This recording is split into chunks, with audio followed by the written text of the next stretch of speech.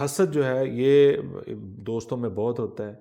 जो बात आपने की है कि वो देखें कि आपकी जो भी आप तरक्की कर रहे हैं उसमें आपको हौसला अफजाई हौसला करता अफजाई है कि कर रहे नहीं। हैं। अगर तो दिल से हौसला अफजाई करता है तो सच्ची बात है कि वो हसद नहीं करता, बिल्कुल सही। और वो आपका सच्चा दोस्त हो सकता है। उसके अंदर बहुत सारी कमजोरियां हो सकती हैं, हर इंसान के कोई अंदर शक होती नहीं। हैं। मैं ये समझता हूँ जो हसद नहीं करता उसको आप दोस्त उससे करें, वो आपको फ़ायदा देगा। और दूसरी बात ये भी है कि जो आपको दीन की तरफ माइल रखे, जिसके अखलाक अच्छे हैं, जिसकी सोहबत अच्छी है, जिसकी गुफ्तगू अच्छी है, जिसके अल्फाज का चुनाव अच्छा है, उससे आप दोस्ती करें। क्यों?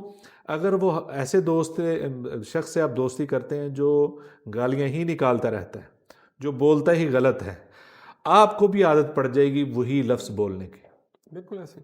अगर वो अच्छे लफ्ज़ बोलता है तो आपको भी अच्छे लफ्ज़ बोलने की आदत पड़ेगी।